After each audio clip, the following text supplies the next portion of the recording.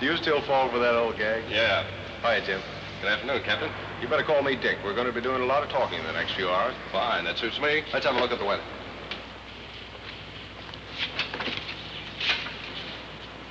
Weather good. Clear and unlimited. Yeah, I know. Looking forward to your first ride in a B-26, Jim? Certainly am. See, it's a break getting into your flight. I've been promoting ever since I first saw you in pre-flight school. Took some doing. Thanks. I hope I'll be a credit to you. You better be. Remember in college when I was your student instructor in math? I took a lot of trouble with you, Dick. You're as dumb as I was. I'll wash you out.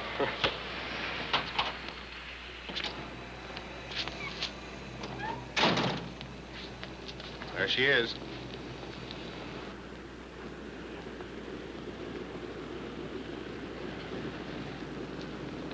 Where's the checklist, Corporal Smith? Sorry, sir, I forgot it. It's our engineer. He's almost as green as you are. Me, Green? I had 80 hours in twin engine school. I'm almost ripe enough to be picked. What I can understand is how year after year the Air Corps keeps getting them so young and innocent. Here's the checklist, sir. Take a look, Jim. Since you're going to be a B-26 pilot, that's your Bible. As far as you're concerned, life begins with the checklist. And it may end if you don't use it. The checklist is first in war, first in peace, and the first thing you reach for on a B-26. Understand? No, you take it. I want you to make this check yourself. We'll do the before entering airplane check. Take over. Left landing gear and wheel well check. Well, that U-lock the crew member's removing is a safety precaution we have to prevent anyone from raising the landing gear while the ship's on the ground. You don't mean to tell me that's ever happened? That and worse.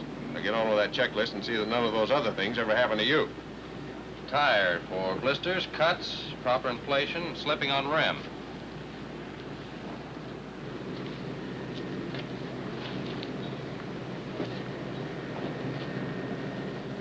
Notice the red mark on your rim. That'll show you if your tire's slipped.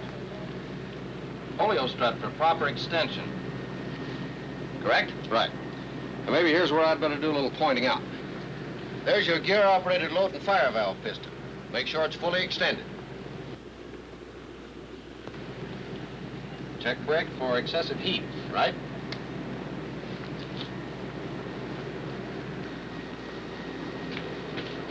Check your brake shuttle valve for looseness. Your hydraulic lines for excessive leakage. Downlock pin engaged. Let's go. This is the camera door.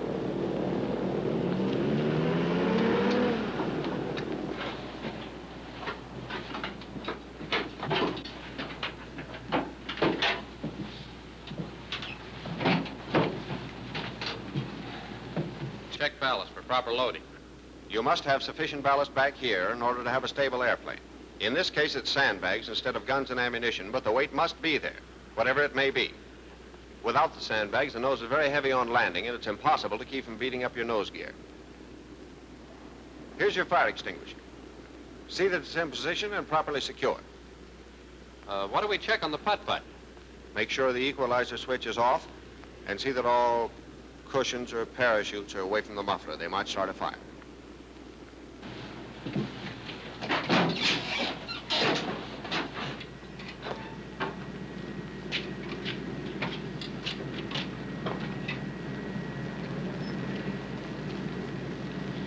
Next is right landing gear and wheel well check. You do that yourself, exactly the same as we did the left. Oh, there's the red signal on your Lux fire extinguisher. That's a quick way of knowing from the outside that the extinguisher has not been discharged.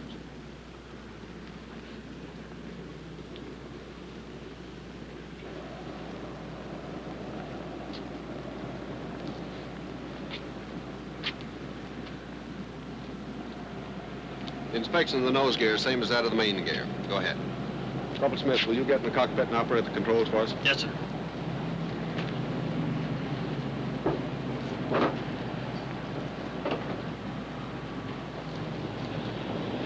Now, this next check is to make certain that we always have free and maximum movement of ailerons, elevators, rudder, and attached trim tabs. I'll give the commands to Corporal Smith for operating the controls, and you go back in the rear and check they're working properly.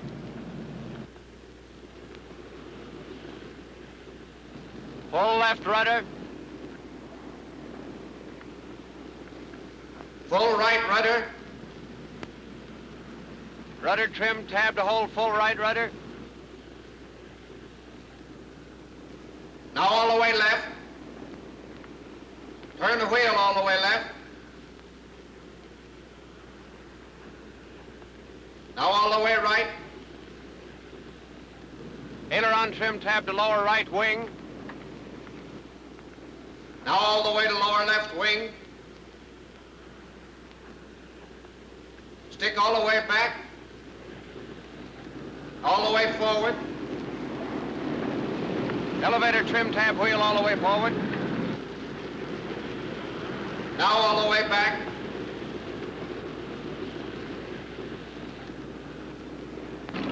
Set all trim tabs and take off position.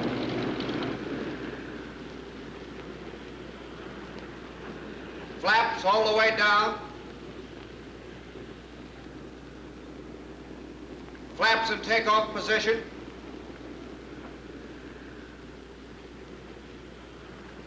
Flaps all the way up.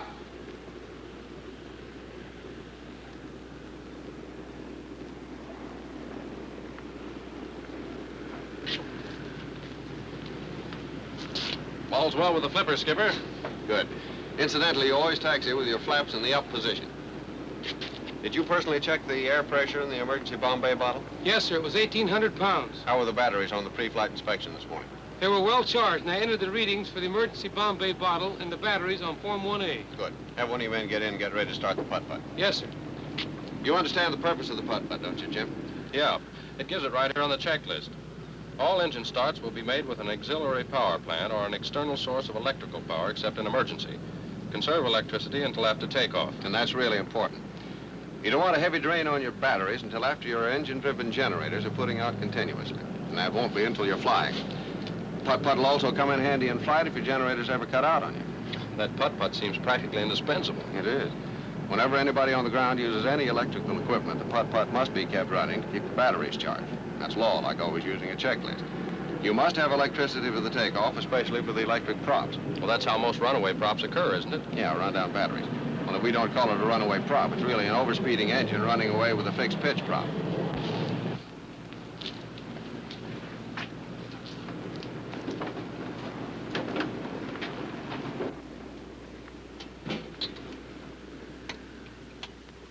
Let's see.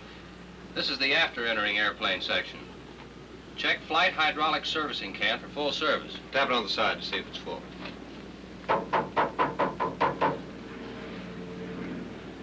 Then fuel transfer valves. They're in the forward bomb bay.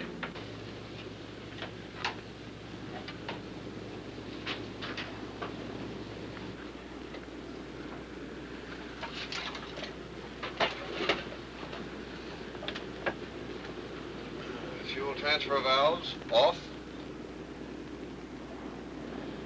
Fuel transfer pump off. Fuel valves on, both of them. Hydraulic tank fully serviced. Bomb rack switches on tanks, if extra fuel tanks are carried. On bombs, if no tanks are carried. In this case, we're carrying an extra fuel tank, so it's on tanks. The rest of the stuff is in the navigator's compartment.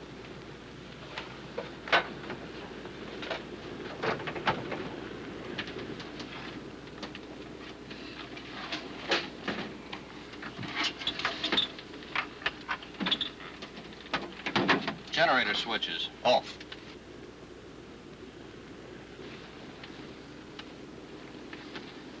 Check pressure, emergency brake air bottle. That's there under the navigator's table. And check that the valve is open as placarded. And make sure that this bleed valve up here ahead in the cockpit is closed. That's it.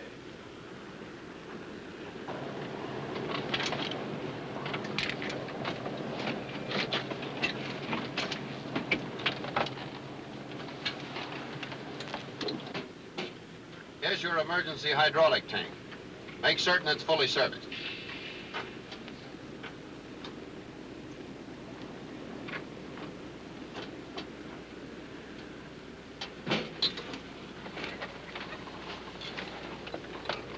Check your hatch hinges and emergency release handle. See if they're in position. Okay. Close them up. Check your safety pins in place. Give me some pressure on the hydraulic hand pump so I can set the parking brakes.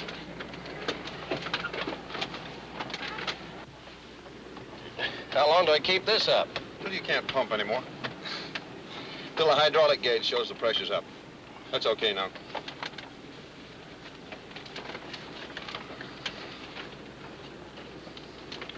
Take a look outside. If it hasn't been done within the previous hour, both props are turned over by hand 2 or 3 revolutions with the ignition off. Just to clear out any oil that may have settled in the lower cylinder. You've been in the Air Corps long enough, Jim, to know the importance of checking Form 1A. No red diagonals, gas, wing tanks, and 1 bomb bay full, oil full, no other remarks. What's your serial number? 9180-162. You say that or dial it.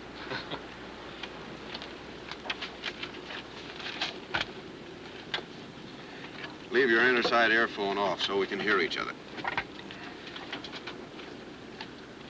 Let's see. Next is the starting engines check. Yeah, watch me. Throttle 1/8 open. Cowl flaps open. Wing flap control up. Landing gear control down, lock on. Supercharger low, guard over controls. Oil shutters open. Carburetor air cold. Primers off until actually starting engine. Fuel booster off until ready to start engine. Nose gear emergency control normal, up. Main gear emergency control normal, up. Mixture idle cutoff. Propeller controls, high RPM, forward. Selectors automatic, safety's on. Feathering normal to the rear. Battery switches both on. Master ignition switch on. That's the emergency bell button there. On the ground, we use that as a signal to the crew member in the rear to start the putt-putt.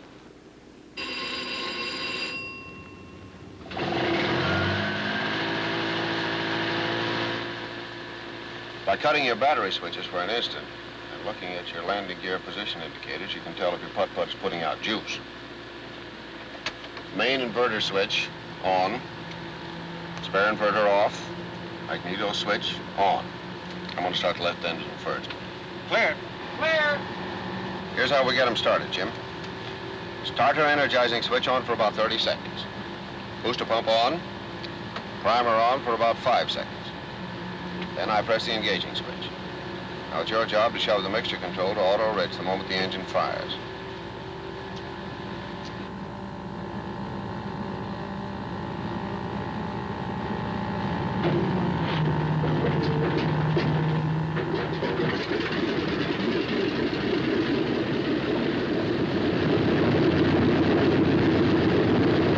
Auto rich it is. As soon as the engine's running, throttle back to between 800 and 1,000 RPM till it's warmed up. You'll notice your oil pressure goes up to around 200 pounds. If you don't get any oil pressure within 15 seconds, stop the engine and investigate.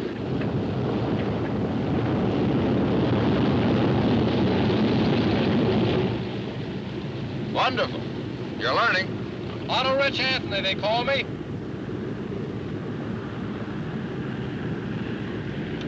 Okay, now you can turn your boosters off.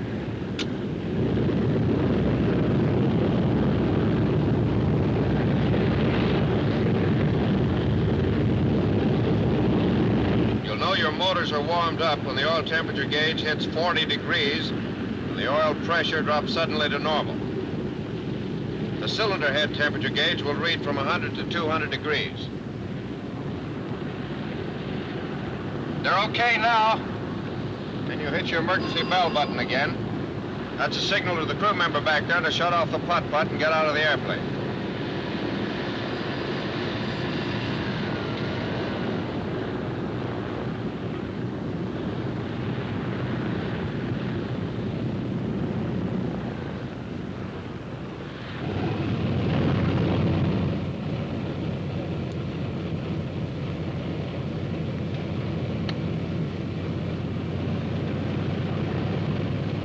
don't turn on the radio till we're ready to taxi out.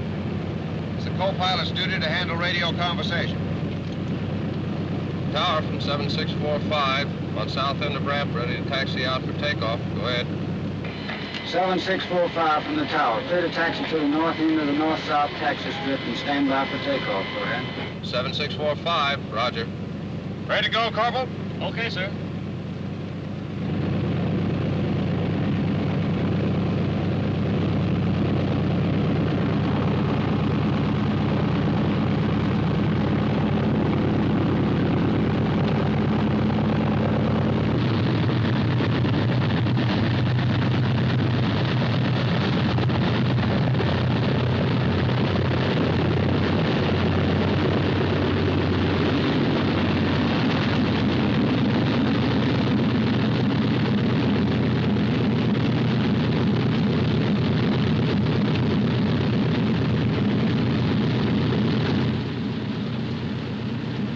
One thing you must always remember is that you're in a ship with a tricycle landing gear. The nose wheel must never be turned to an angle of more than 40 degrees to either side. Did you see that red sign on the nose wheel when you inspected the well? Yes, I did, Dick. You'll notice it's easy to taxi the ship, and there's no need for taxiing fast. In making a turn, always keep the inside gear rolling, never bring it to a complete stop, as is often done in airplanes with conventional gear. And keep your eyes open on the ground or in the air.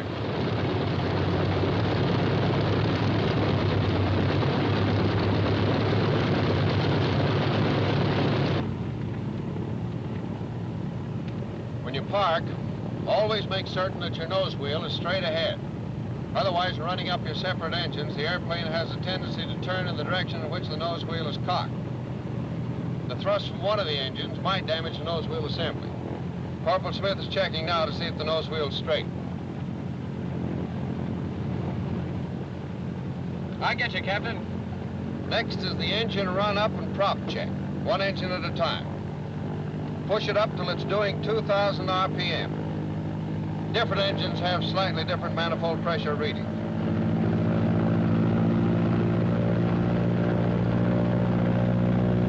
Is that the RPM at which you check the mags? Yeah. Look at your checklist. That's first. Oops, sorry.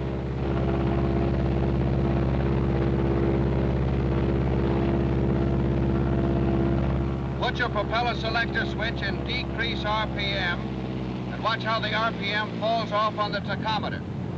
As soon as you see it drop, return the selector switch to increase RPM, and notice how the tachometer shows increase back to 2,000.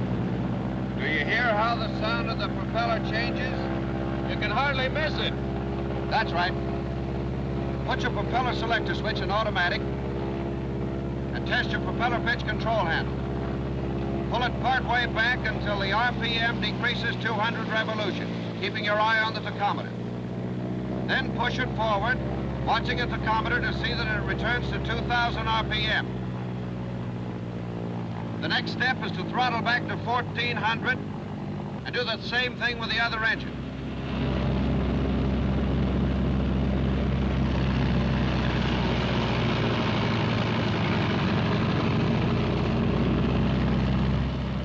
Now you run your engines up together to about 1,800. At the same time, checking your manifold pressure against the RPM. Be sure that both engines are putting out approximately the same power.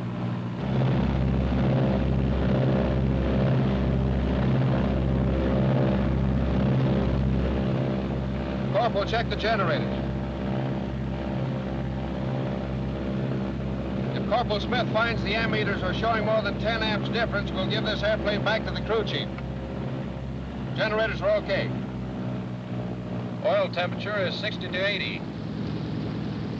Oil pressure is 75 to 85. Check.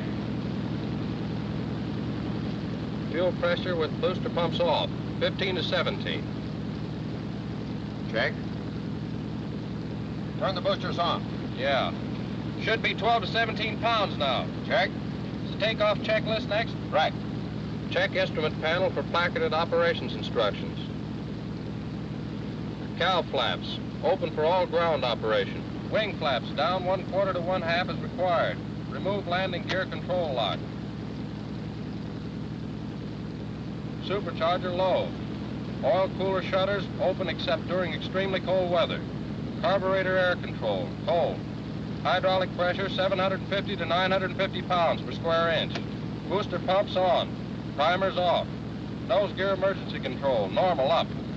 Main gear emergency control, normal up. Mixture control, auto rich. Propeller controls, high RPM, forward. Propeller switches, selector, automatic. Safety on, feathering normal. Batteries on. Are the generator mainline switches on, Corporal? Generator's okay, sir. Don't start takeoff at cylinder temperature above 205 degrees centigrade. Rudder and aileron tabs on 0. Elevator trim tab a few degrees tail heavy. Crew in position for takeoff. All set, Corporal? All set, sir. Now, you have definite duties during the takeoff.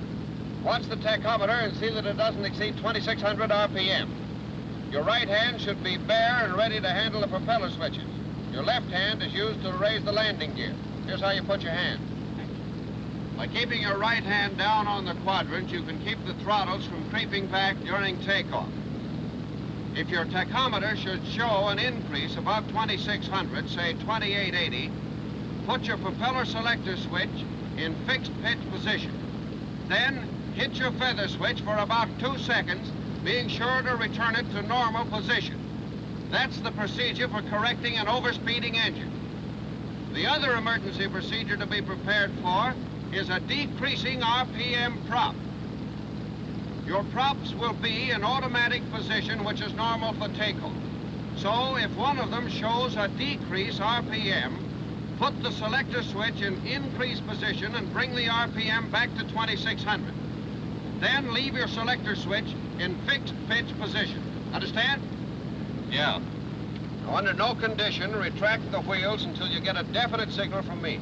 My hand will be on top of the throttles, and this will be it. Roger. Okay, call the tower. Tower from 7645, north end of north-south taxi strip, ready to take off. Go ahead. 7645 from the tower, stand by. Ship landing, go ahead. 7645, Wilco. Watch this ship coming in. Give you a chance to see a normal B-26 landing. Notice his nose drop. He's putting his flaps down now. As soon as they're down, he'll check his hydraulic pressure to be sure he has brakes. He establishes a glide of 140 miles per hour and holds it till he gets almost to the ground. Then he flares and comes on in for a normal landing. See how he holds his nose wheel high and lets it down easy before he loses airspeed control. Then he applies his brakes gradually and turns off the runway. Get the idea? I think so. Shall I call the tower? Yeah. Tower from 7645. Is it clear to take off? Go ahead. 7645 from the tower, you're clear to take off to the south on runway 14. Go ahead. 7645, roger. I'm going to take off with 44 inches manifold pressure and 2,600 RPM. That's minimum. But if you need it, the manifold pressure can be pushed up to the red mark at 49 inches on this particular model.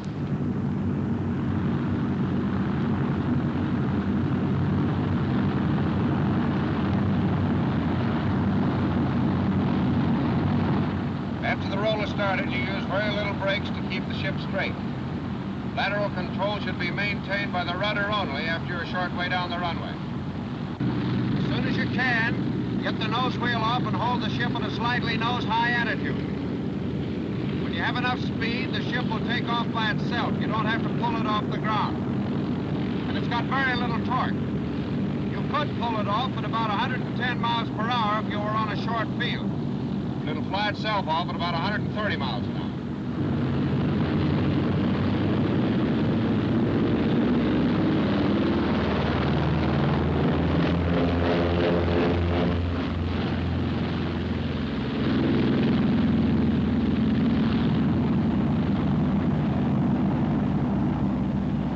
Throttling back now to normal rated power, which is 38 inches of manifold pressure. Give me 2,400 RPM on the propeller pitch control. 2400. What were you watching during the takeoff? Tachometer, manifold pressure gauge, and your thumb. If you ever get to be a B-26 pilot, don't waste any time giving the signal to get that gear up for the moment you're sure you're off the ground. Because? Because when you run out of runway, your landing gear is no good to you.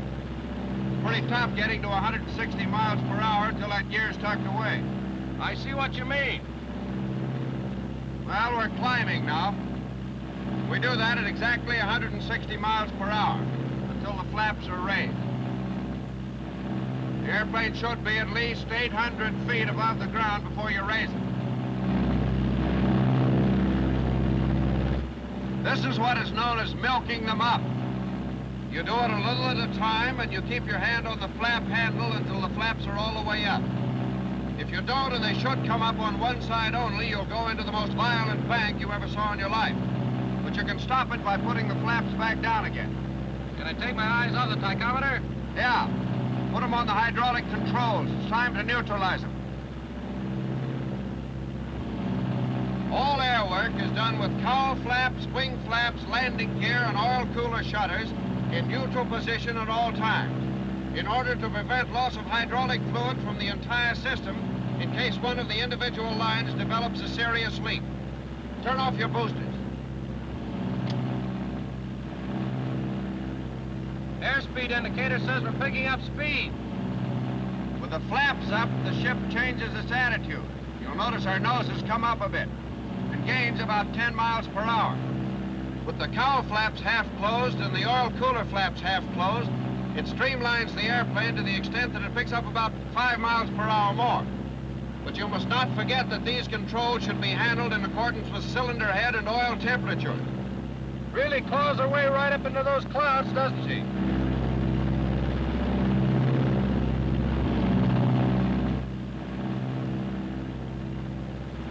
You fly her for a while, Jim. Get the feel of the controls. See how easily she handles.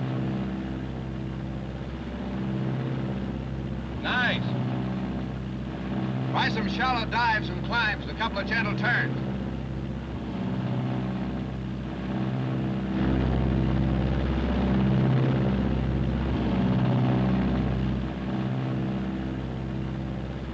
Controls are easy, aren't they? Smooth as a GI haircut. Easy to coordinate, too. Hey, you're skidding, sonny boy. Take a look at that turn and bank indicator. What causes that? Something I forgot to tell you. The plane has a very sensitive rudder, and you'll skid on all your turns if you don't correct for them. Try it again.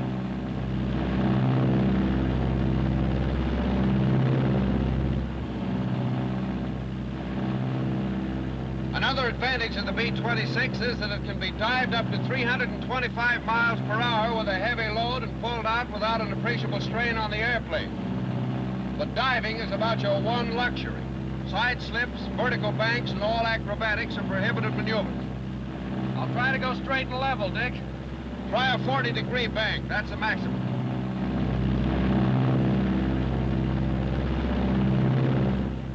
By the way, the B-26 is a good airplane to go to war in. It's got plenty of power, plenty of armor plate, and plenty of guns. I'm beginning to think it's a good plane to go anywhere in. Let me take over for a minute. I want to show you a power-off stall. Power-on stalls are prohibited in the B-26. This one will be with the nose not over 10 degrees above the horizon.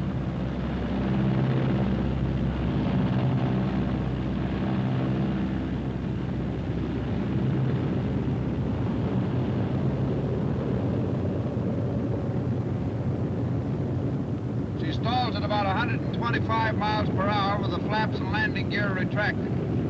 About 115 miles per hour with the flaps down, and about 100 miles an hour with flaps and landing gear down. Notice the pronounced shuddering just before the stall.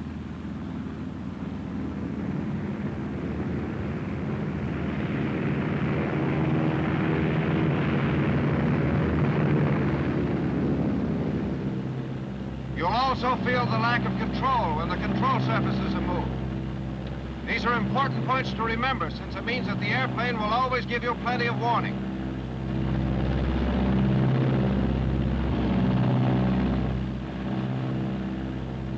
Another advantage is that it falls straight forward from this type of stall with no tendency to drop off on either wing. Of course, in power-on or nose-high stalls, it may fall off on one wing.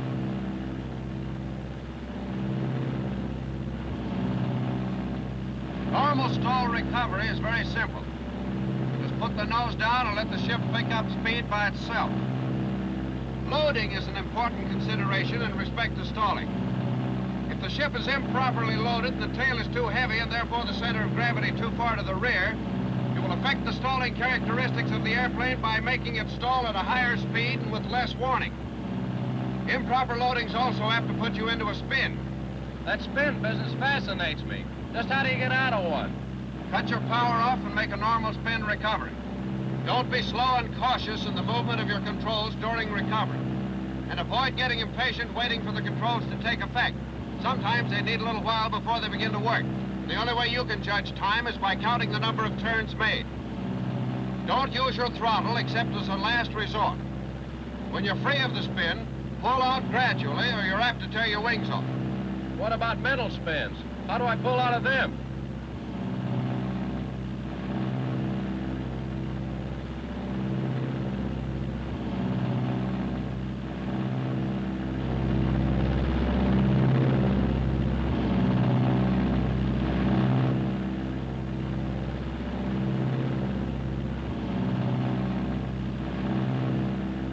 About time we were heading for the barn. But before we do, I want to show you how this airplane flies on instruments. See how our gas is.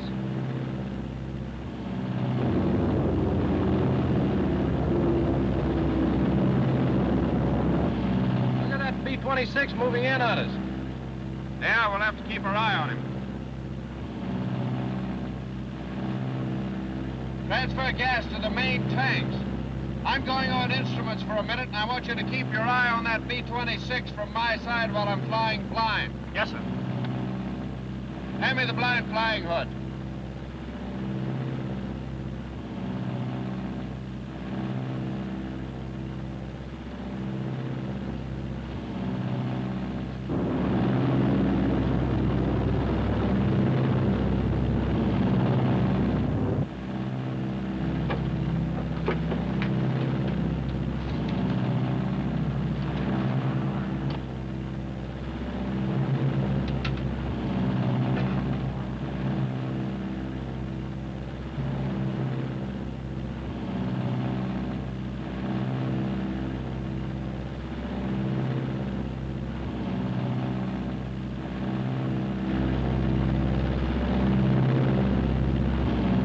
Watch that 26 from your side, Jim. I'm going to let down to 4,000 feet to show you how easy it is to set a constant rate of descent in a B-26.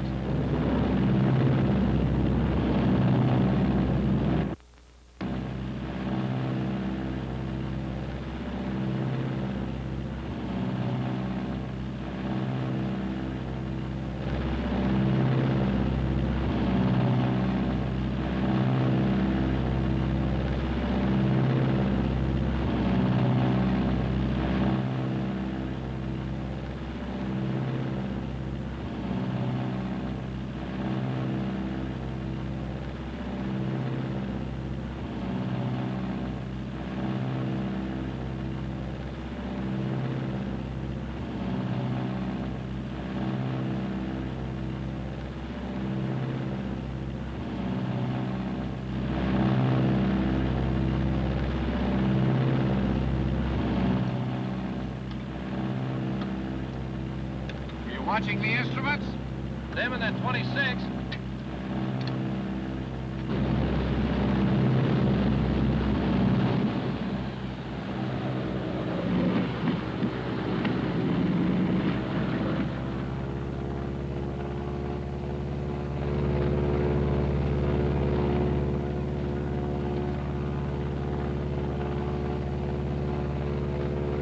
Nose down slightly and trim.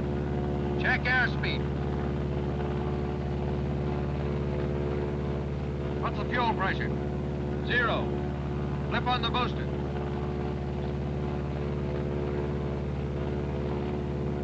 No rise in pressure. The field's in outside. Do you think we can make it? I think so. I'm going to feather that dead engine. Watch me.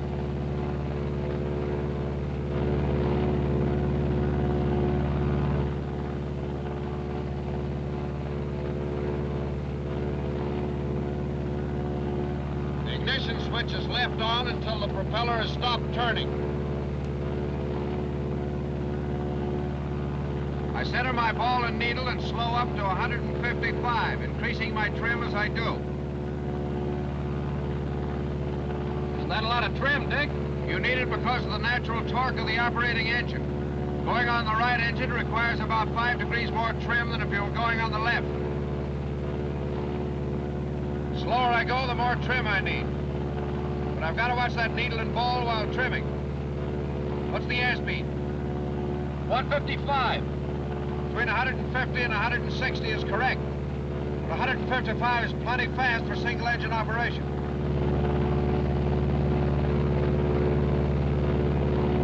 Shall I give him the bad news back at the tower? Tower from 7645. I'm about 8 miles west of field, 4,000 feet, operating on a single engine. Request instructions for emergency landing. Go ahead. 7645 from the tower. The field is clear for emergency landing. Wind is south 10. Go ahead. 7645, roger.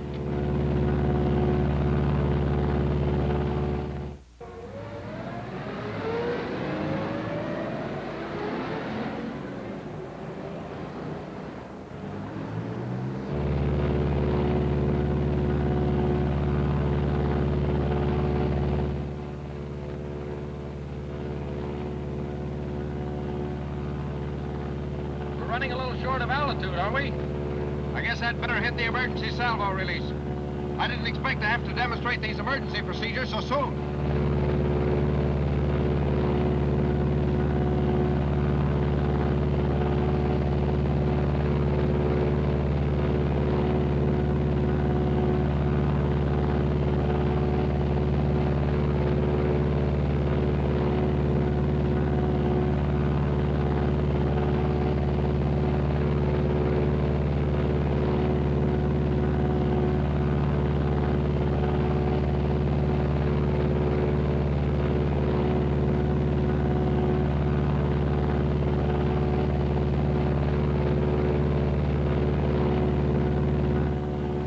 Increases when the bomb bay doors are open, so I had to nose down slightly to hold 155. How much altitude did I lose? 250 lovely feet.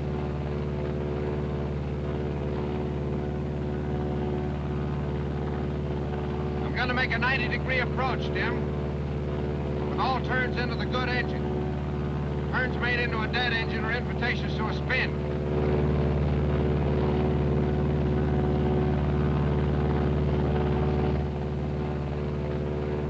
Plenty high, so nose down slightly.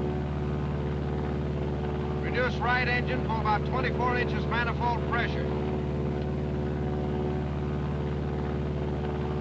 Landing gear down and check your instruments.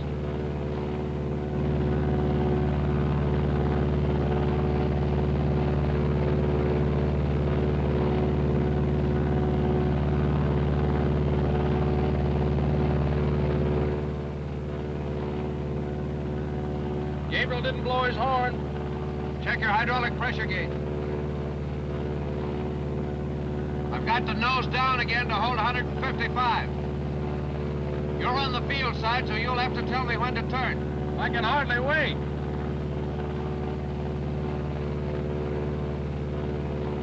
Now's the time, Dick. But you're plenty high, you're certain to overshoot. That's the whole point of this type of approach. Always overshoot, never in any circumstances undershoot. You can always dive off excess altitude.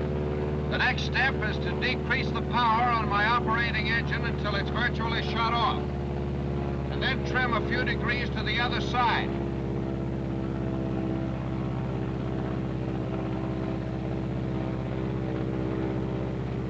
One-quarter flaps.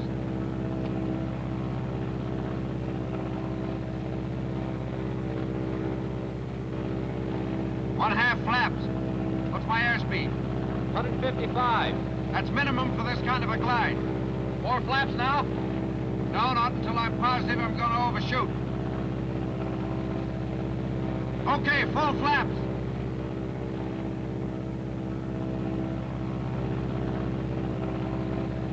I picked up some speed on my dive, and I'll have to lose it by holding the nose up and letting the ship scoot.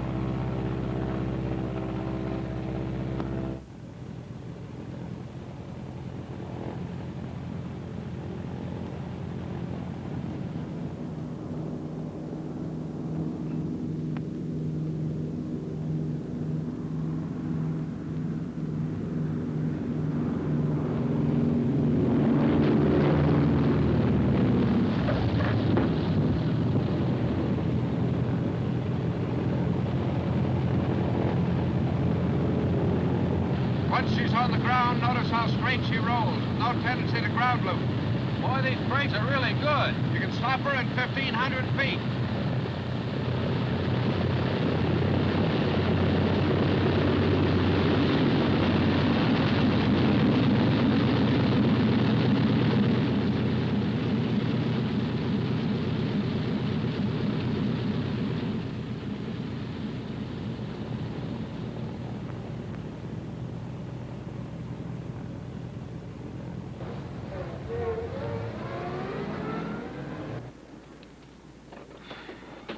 Very interesting, Captain. I hope you committed that reasonable facsimile of a single-engine approach to memory. I certainly did. Say, by the way, what would you have done if you'd had to stop in a hurry and didn't have any hydraulic pressure? I'd have had you give me more pressure on the hydraulic hand pump. If that hadn't worked, I'd have pulled the emergency air bottle, which is connected directly with the brakes. Well, that's the fastest stop you can make, huh? No, there's an even faster one. If you're going to run into something or the field is slick and you can't get any traction on your wheels, you can, as a last resort, pull back your mixture controls, cut your switches, and raise your landing gear. That'll stop you, but it's a little hard on the airplane.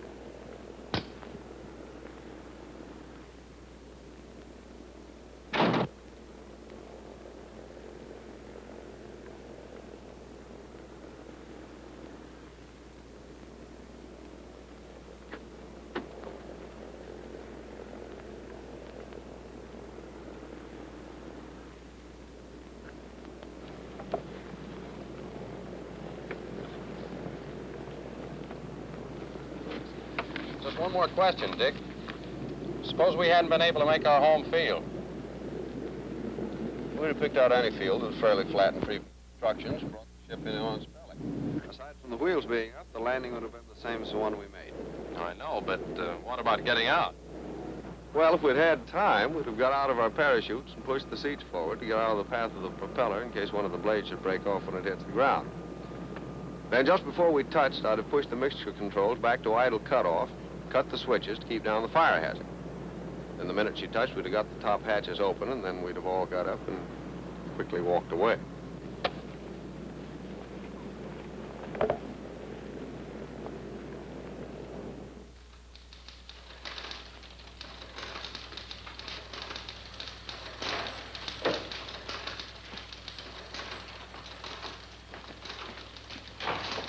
Come in.